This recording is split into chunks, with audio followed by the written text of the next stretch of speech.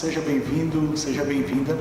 Eu sou Valério Guilherme Schaper, professor da Faculdades Est e coordenador do Instituto Sustentabilidade América Latina e Caribe. Gostaria de convidar você para que se junte a nós num projeto intitulado Tejiendo Redes.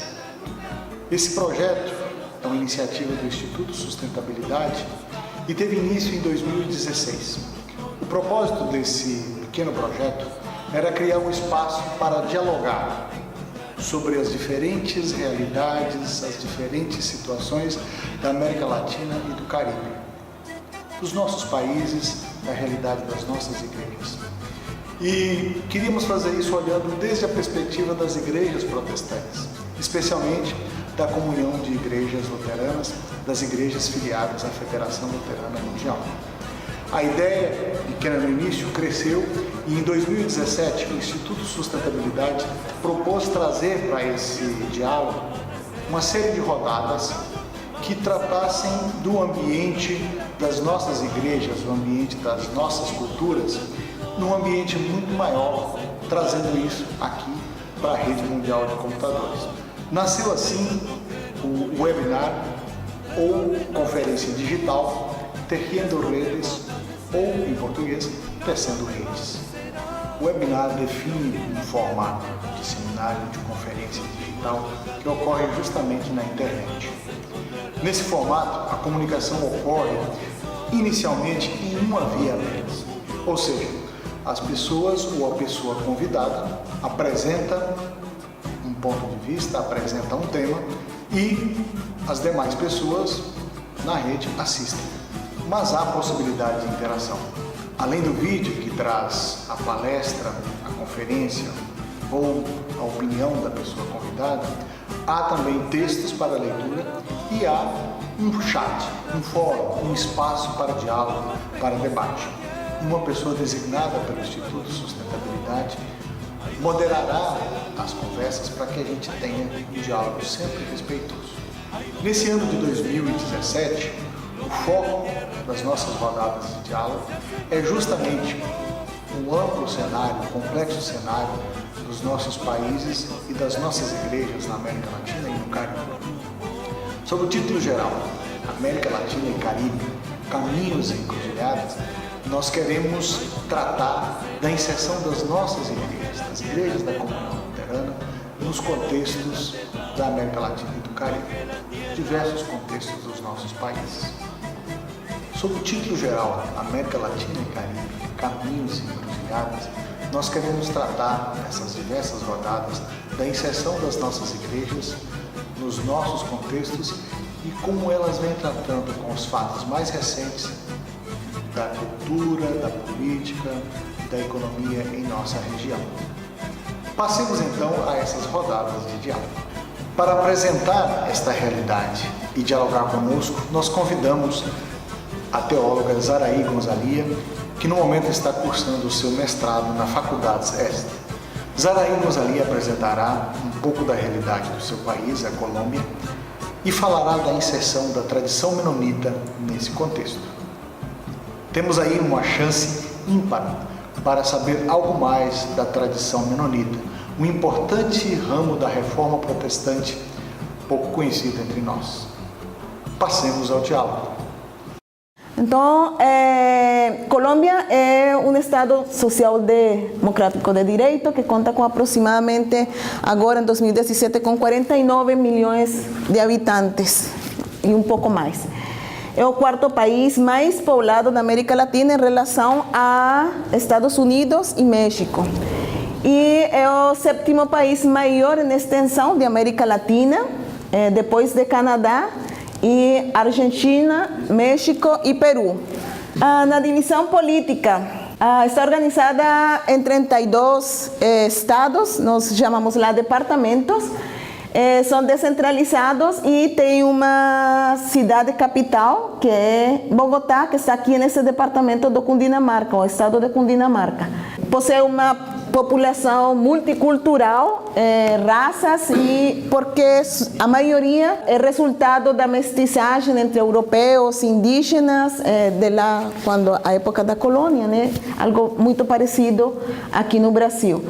O idioma oficial é espanhol, e ainda que ali na Colômbia se tem conhecimento de mais de 66 grupos indígenas, né? E línguas indígenas, só que são isoladas. E estas são faladas mais ou menos por 500 mil de indígenas. Essa é mais ou menos a divisão dos grupos lá. Então, esse quadro representa um pouco os diferentes grupos que estão presentes nos diferentes estados na Colômbia. Na verdade, os indígenas, ao igual que aqui no Brasil, são uma população que ainda que está presente em todo o país, que faz parte de todas as regiões, como vocês puderam ver.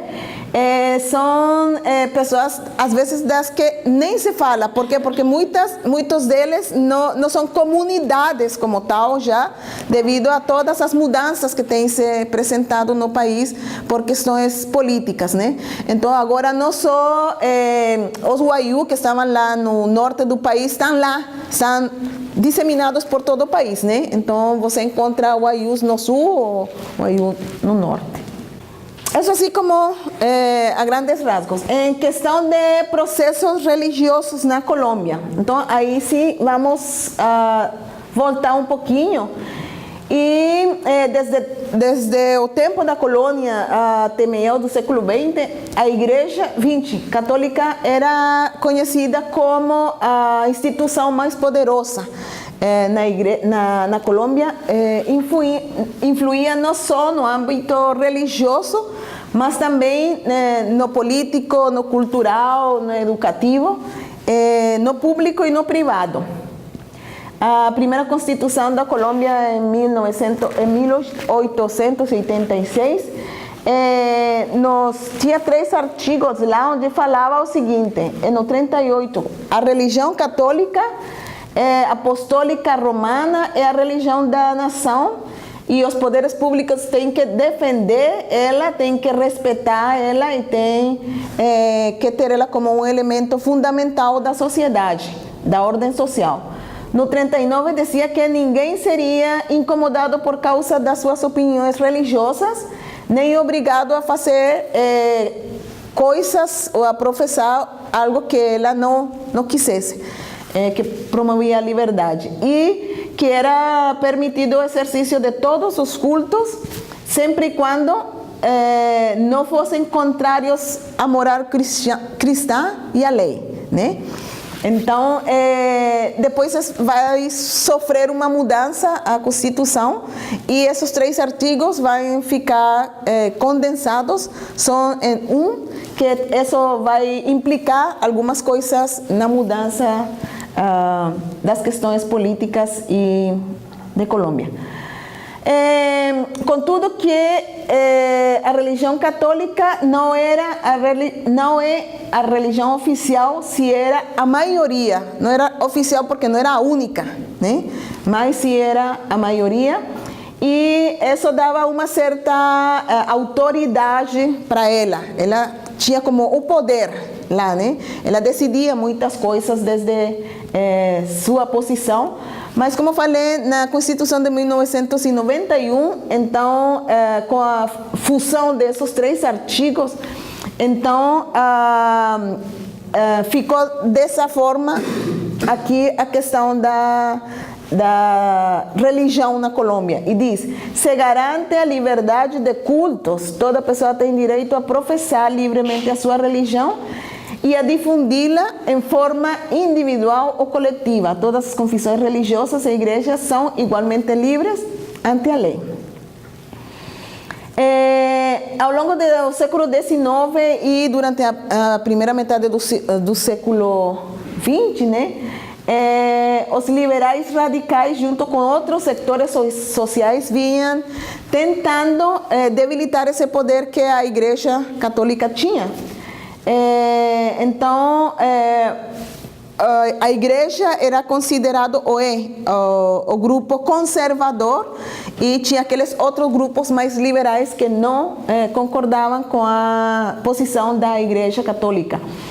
Então, entre 1948 e 1958 começou o que tem se conhecido lá como o período da violência. Foram esses 10 anos assim em que durou aquela guerra interna assim bem forte.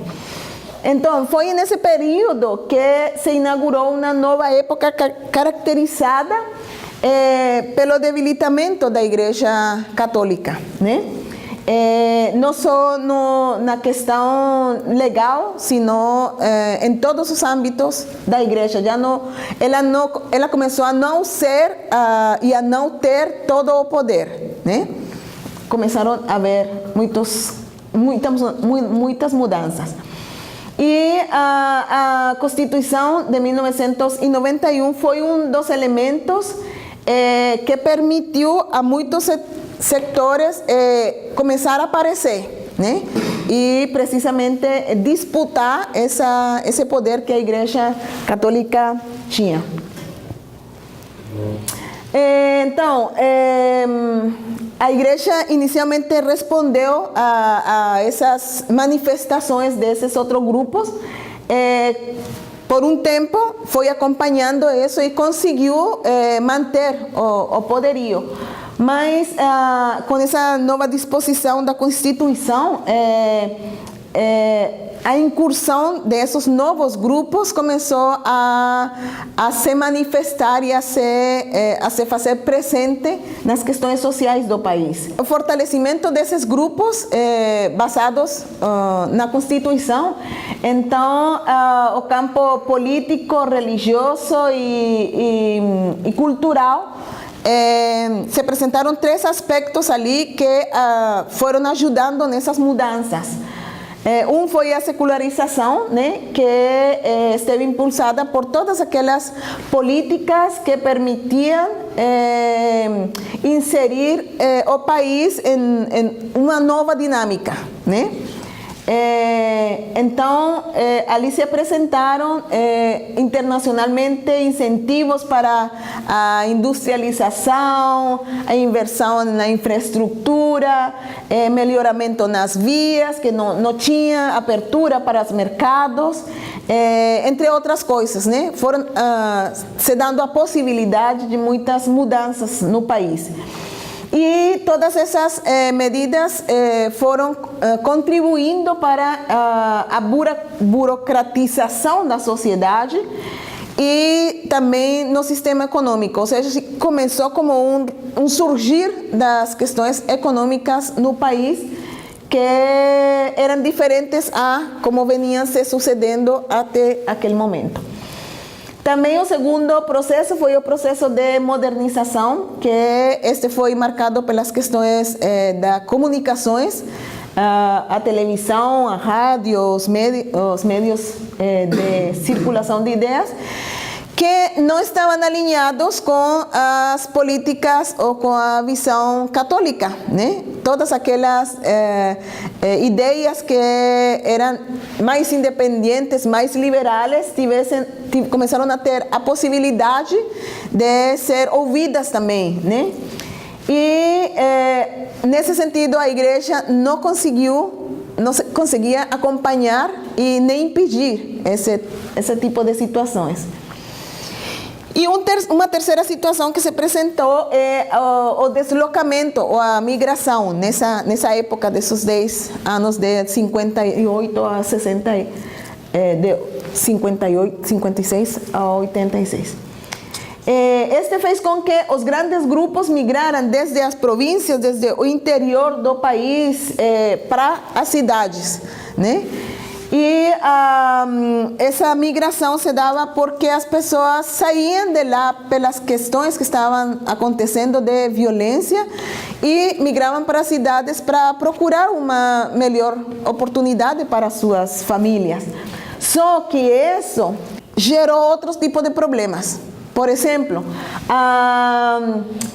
a explosão demográfica no país começou a gerar situações que o governo não estava preparado para assumir, e começou a haver um caos em algumas regiões, sobretudo nas regiões centrais do país, que era para onde todo mundo ia, né? Todo mundo saía de suas terras e ia para o centro. Então, as grandes cidades, ainda que eram grandes, não estavam preparados para receber todas essas pessoas, né? Porque eram pessoas que não sabiam trabalhar na cidade, né? Não sabiam como era o sistema, não encontrava quem acolhesse eles nas cidades. Então, foram pessoas que começaram a viver na rua, e começaram os focos de violência e os focos de hacinamento a se apresentar nas cidades. A mendicidade, a violência urbana, tudo isso começou a parecer que não era algo presente antes. Todo isto, junto com as questões de modernização, de secularização, fizeram com que a liderança do governo daquela época não estava bem preparado para atender todas essas situações. Não só a igreja não estava preparada, senão o governo também não estava preparado para isso. E as dinâmicas das igrejas também se viram permeadas por estas situações. Essa foi, por exemplo, como se disparou a população no país nesse período. Por exemplo, de 1938, mais ou menos por aqui, onde foi o período que estamos relatando. Mas dali em diante, a explosão demográfica na Colômbia tem crescido muito. Aqui, agora temos 49 milhões, mas são 49 milhões. Tem muitos mortos na Colômbia, mas nascem muitas pessoas também. E isso gera uma dinâmica constante que fuge das políticas reais do país, né? A pluralização religiosa tem a ver com essas questões que estão acontecendo. Por quê? Acontece que, com toda essa situação, como o governo não estava preparado para ela, então quem começou também a ajudar na situação dessas na solução dessas situações que o governo não conseguia administrar, foram as igrejas. Então, nessa situação de mudanças econômicas, políticas e sociais, boa parte da população ficou exposta a situações de desadaptação, desarraigo, empurrando principalmente aos setores sociais mais excluídos a procurar outros espaços que permitissem reconstruir suas estruturas de identidade e redes de solidariedade. Então, como o governo não dava conta do recado, como falam ali, então diz que nesse momento muitas das necessidades dessas pessoas foram atendidas por as igrejas, entre elas a Igreja Batista, Luterana, Presbiteriana, mas também, algo interessante, essas eram as igrejas, digamos, históricas, né? Mas só que também se apresentam uns novos movimentos religiosos, liderados pelas igrejas pentecostais, que também ajuda muito nessa situação. Com essa mudança na Constituição, isso gerou também o aparecimento de muitas congregações, e que se falavam que eram congregações de garagem, né? Não sei se aqui também aconteceu isso. Então, para a constituição dessas comunidades, era só ter uns mínimos requisitos, que era simplesmente entregar uns estatutos, ter um representante legal, e que as atividades que se iam fazer lá não fossem ter questões satânicas, né? Se cumpria esses três requisitos, você podia abrir uma igreja, onde fosse, né? Então, isso deu lugar para a abertura de muitas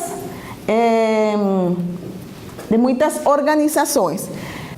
Como ficaram as igrejas, os grupos que não faziam parte das igrejas representativas? Tinham a possibilidade de desenvolver suas atividades, só que por baixo de corda, né? Ou também através temos ali, esqueço a palavra, sincretismo religioso, né? Para poder exercitar as suas práticas religiosas. E elas eram deixadas de lado, né? Elas não tinham aquela possibilidade de se manifestar, como possivelmente também acontece aqui. Aqui há umas poucas características de como é vista a religião afrocolombiana lá, que são, até certo ponto, muito parecidas com as daqui. E acho que vocês aqui conhecem mais de questões afro-americanas, que são muito parecidas, afro-brasileiras se chama aqui, afro-colombianas lá. Tem suas raízes muito parecidas, só que com migrações desde outras regiões. O sincretismo religioso se deu assim para poder que elas participassem. Por exemplo, na religião afro-americana, ou a religião Yoruba, que é uma das religiões lá, este santo, el Eguá, é o que para a religião católica é o Santo Antônio de Pádua e o Menino de Atocha, né? Então, o Jun é São José, o Xosi é São Norberto e assim. Então, isso permitiu também como seu desenvolvimento. Em uma pesquisa que fez William Maurício Beltrán, que é um doutor que é especializado em questões religiosas, essa é como a quantidade das pessoas em questão de religião. O católico, 70%, diversidade protestante, onde estão luteranos, menonitas, todos os demais, os ateus, os gnósticos, os que são supostamente católicos, mas não processam nenhuma religião, e outros. Na Colômbia também tem judeus. A igreja começou a atender às necessidades da população que chegou.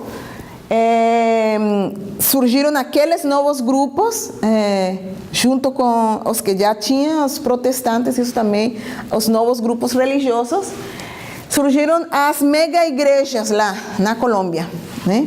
Então, esses grupos que de linha pentecostal começaram a crescer de um jeito assim exagerado, podemos dizer.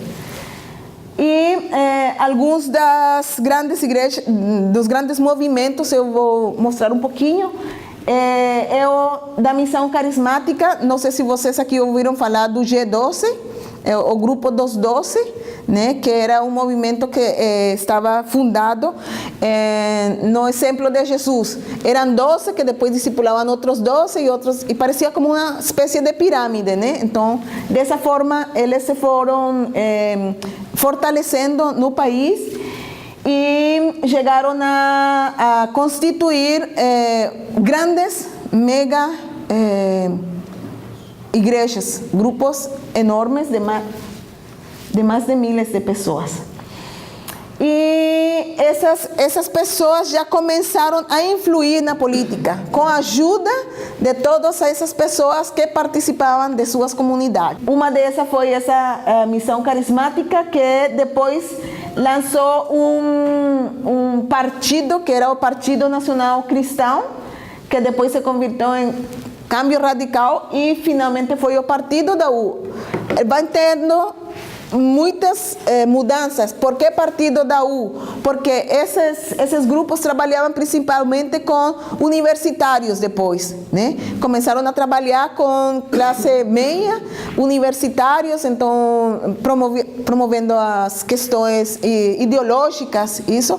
Então dava para trabalhar ali. Também tem a Cruzada Estudantil Profissional, que também é com grupo de estudantes e tem uma modalidade diferente de trabalho. Eles trabalham dentro das universidades, preparam pessoas para trabalhar diretamente nas universidades e dali aparece um grupo que se chamava o Partido C4, que era Compromisso Cívico e Cristão pela Comunidade.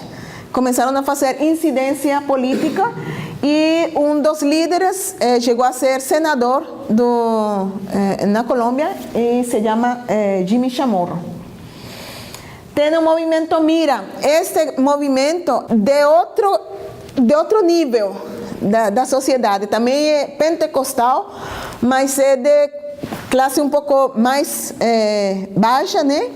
E se chama, olha, o Mira é por Movimento Independente de Renovação Absoluta ou por Movimento Imitador da Retitude do Altíssimo, né?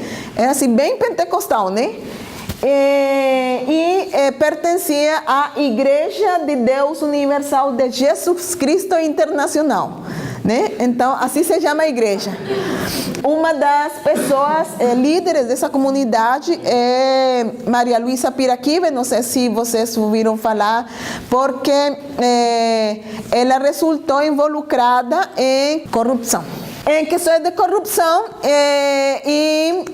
também depois se descobriu que a nível internacional ela tinha casas, tinha nos Estados Unidos propriedades e tudo isso, todo financiado pelas comunidades, né? Então, de certa forma, os grupos religiosos começaram atendendo às necessidades das pessoas em situação de deslocamento, mas depois foi mudando o sentido e se converteram em situações de exploração, até poderia se dizer, né? Porque as pessoas tinham que levar o dízimo, por exemplo, não era questão de opção.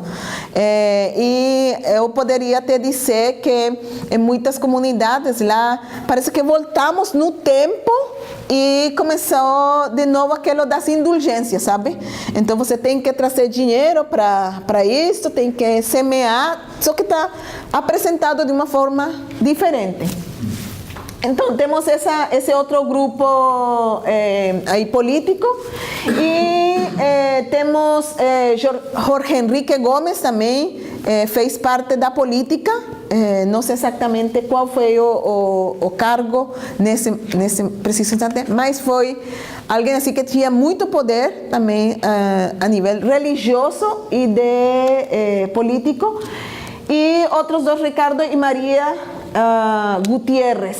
Rodrigues, que esses fazem parte do grupo Avivamento.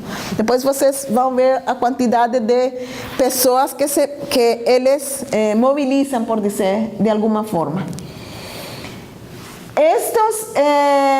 Esses são parte dos que conseguiram montar aqueles empórios.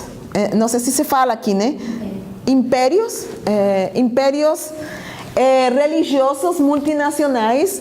Eles tinham estações de rádio, colégios, editoras mais enormes, né? Assim, e depois se converteram assim em questões chiques, né? Participar disso.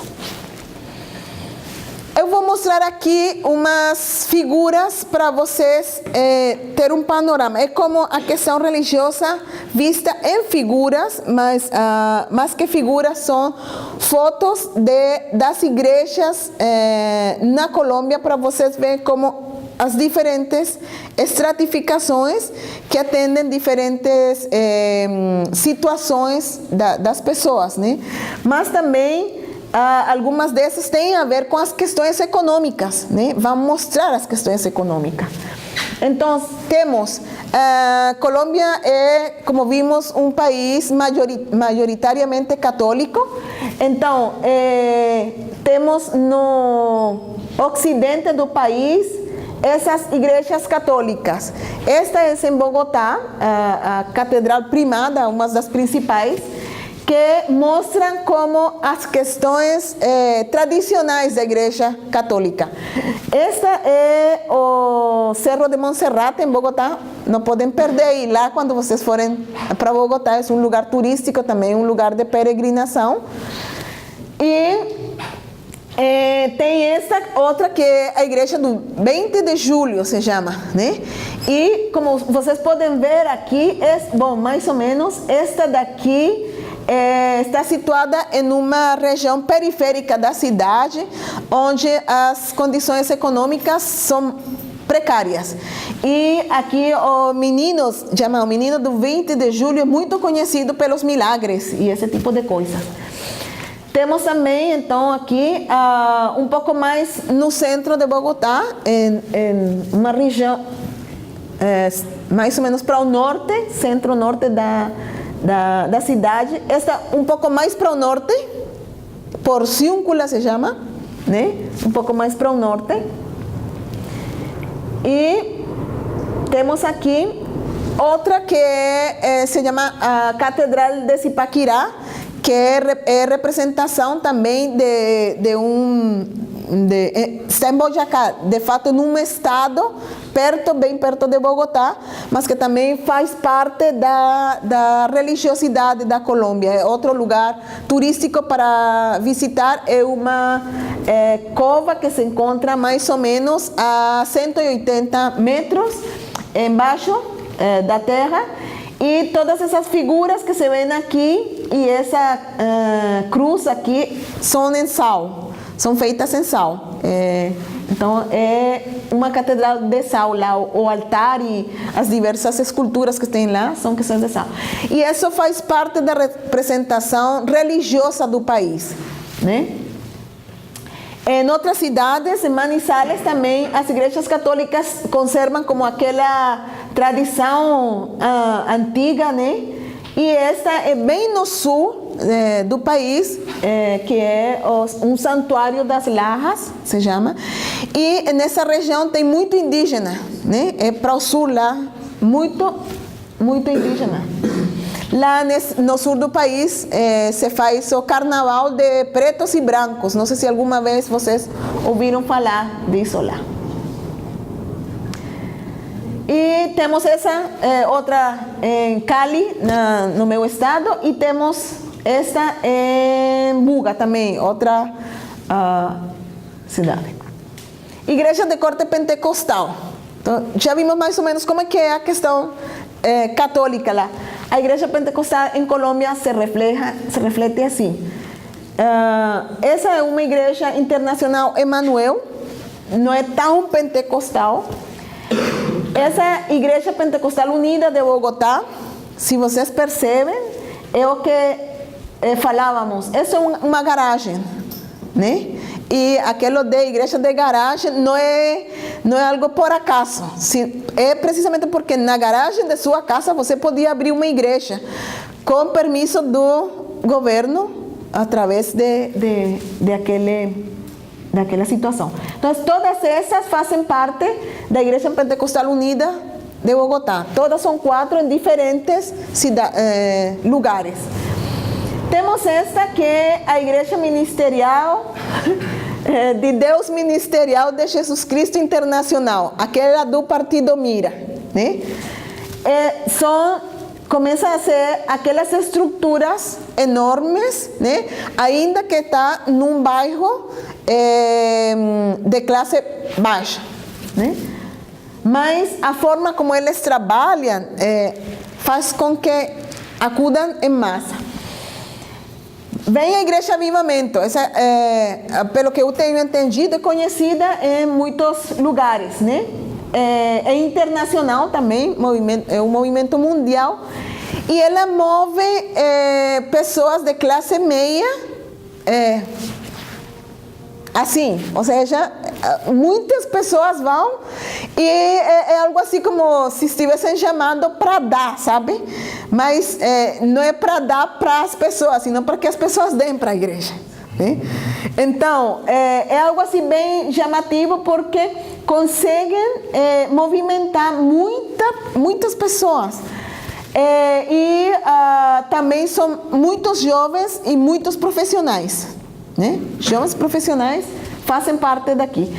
E nessa igreja, e em outras que vamos ver, como esta, Igreja Universal do Reino de Deus, que foi como uma migração da igreja daqui do Brasil, né? Também tem se convertido em uma igreja desse tipo lá.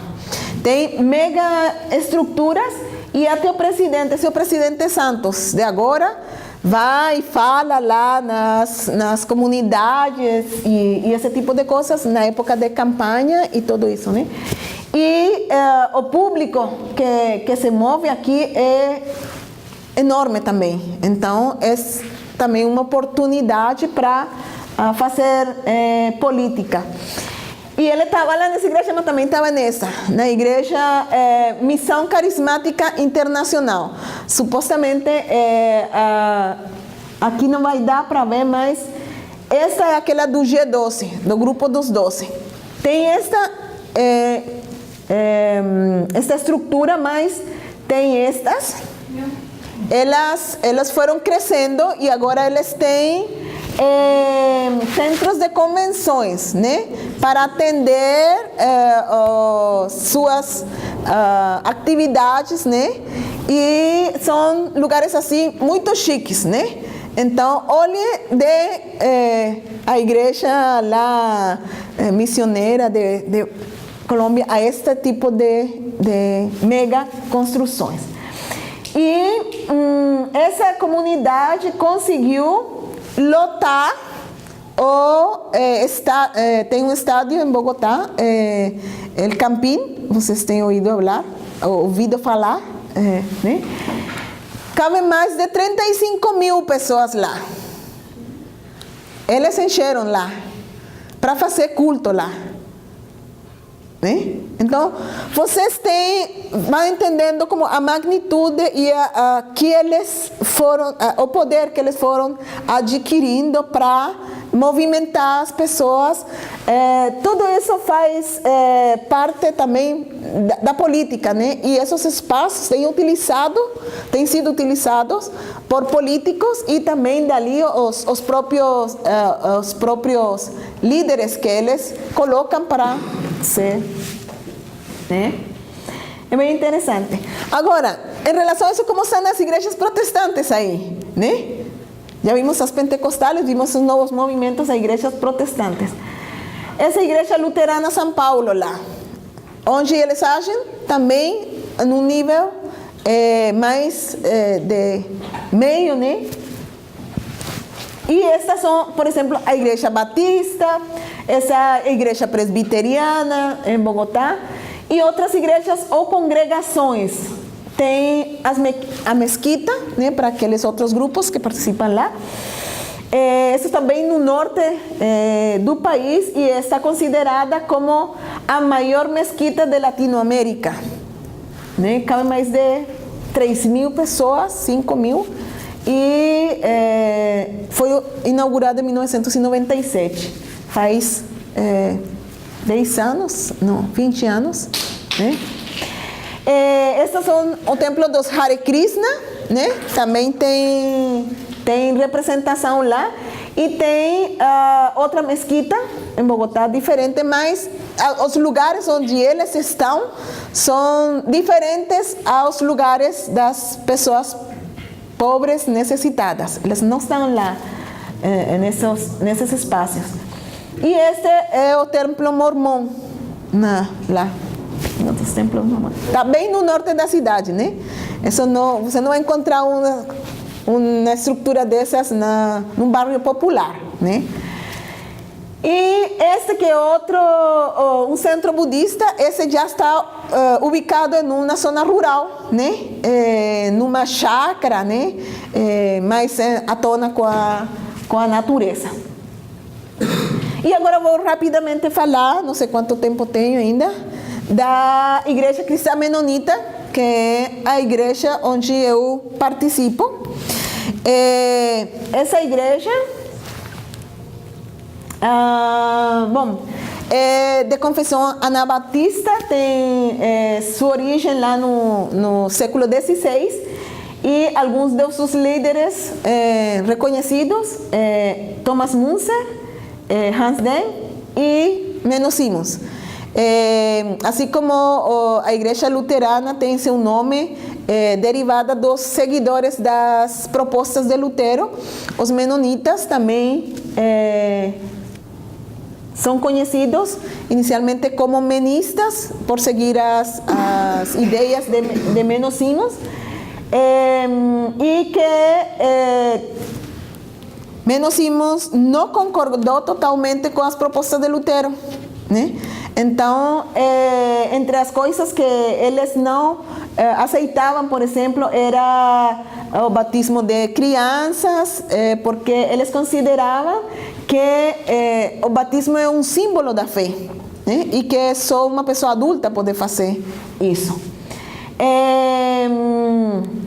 Então, outra das questões que enfatizaram os menonitas foi a não violência, a objeção de consciência, as guerras, ainda que nessa época também houve tempo de violências e guerras, e que era uma comunidades que insistiam no seguimento de Jesus. Todas falam que seguem a Jesus, né? Mas eles eram supostamente de uma forma muito radical. Rejeitavam as persecuções e isso, mas também estiveram involucradas. E na Colômbia existem 4 grupos anabatistas, são menonitas, irmãos menonitas, Irmandade em Cristo, e outros que são os do Santo Nome. A Igreja Menonita da Colômbia, em Col, em Grécia, surge em 1945, numa chácara. Eu vou passar por aqui para você ver. Ela surge numa chácara no centro do país, mais ou menos a 1 hora da capital, né? E lá ela começa com um lugar, vieram alguns missionários dos Estados Unidos e começaram um trabalho com pais de crianças que tinham o mal de Hansen, lepra. Sim? Tinha lepra. Então, eles eram rejeitados, eles abriram uma chácara e começaram lá a trabalhar com eles. Depois de um tempo, isso foi em 1945, estiveram trabalhando lá, construíram um colégio, atendiam as pessoas e as crianças dessas pessoas.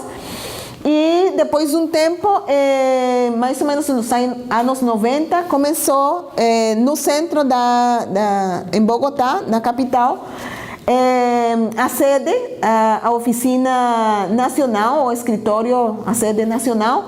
E estas instituições, uma é Justa Paz, que trabalha com justiça e paz, questões de paz. E vocês conheceram também a Wilfredo, que veio aqui falar com vocês. Ela também fez parte do grupo de Justa Paz, que se preocupa com questões políticas, né, do país e com questões de não violência, esse tipo de coisa. Tem outra instituição que se chama Mencoldes, que faz a parte mais social, né? E tem o seminário que faz a parte mais teológica. Em Bogotá tem 8 igrejas, 2 creches e um lar para idosos. Temos outros grupos. No outro estado, aqui em Ibagué, tem outras 3 igrejas. Tem trabalhos com Justa Paz e Mencoldes, trabalhando com comunidades desplaçadas, precisamente porque ainda persiste na Colômbia isso de que tem deslocamentos, as pessoas deslocadas, né? Essas são as desplaçadas lá. Ainda continuam chegando nas cidades, porque continuam sendo... Êxodo rural. Éxodo, exato. Temos também aqui 6 igrejas no norte e tem outro lar de idosos também lá. E tem outra instituição que trabalha diretamente com aqueles que foram. E a ideia é ajudar essas comunidades para que elas possam ter de volta suas terras. Então, a igreja menonita está trabalhando lá junto com eles para ajudar eles a retomar a posse das suas terras. E também tem outros tipos de trabalhos comunitários para ajudar. Este é mais ou menos um mapa de Bogotá e ali estão ubicadas o trabalho principalmente da Igreja Menonita. Seminário Bíblico Menonita de Colômbia, a Igreja Justa Paz, que trabalha com questões de paz, e Mencoldes, que é uma fundação para o desenvolvimento. Alguns espaços de participação da Igreja Menonita. Participa internacionalmente em espaços de formação e não só a nível teológico, sino também com pessoas em condições de discapacidade. E também promove a visibilização desses grupos e de políticas para atendimento a esses grupos. Teusaquillo Território de Paz, se chama assim, é um espaço político que tem a ver com vários bairros lá que se juntam para fazer propostas para o governo, né? Quando na época em que estava muito presente a questão dos deslocamentos, a Igreja Menonita de Teusaquillo, onde eu participo, era como um centro onde chegavam pessoas para serem atendidas, né? E isso gerou muitos conflitos com o governo também, por essa questão. Trabalha com um programa que se chama Semana pela Paz, é uma semana de trabalhos lá, que é no marco do surgimento da Igreja Menonita, e é em setembro, né? E aqui diz Mesa Distrital para a Paz e a Reconciliação. Então, também, através de Justa Paz, se participa nesses espaços. Pela incidência do programa de Justa Paz, se conseguiu inserir na lei um artigo que dá a possibilidade às pessoas, principalmente aos homens, a não participar do serviço militar obrigatório, né? Então, eles podem apelar, se diz, a objeção de consciência, e eles fazer um outro tipo de trabalho comunitário, mas foi um espaço que foi ganho com muita dificuldade, muito trabalho e muita incidência, né? Jovens foram para a cadeia, mas eles ficaram ali. Eu não vou pegar uma arma porque por questões de consciência eu não vou matar outro ser humano. Obrigada.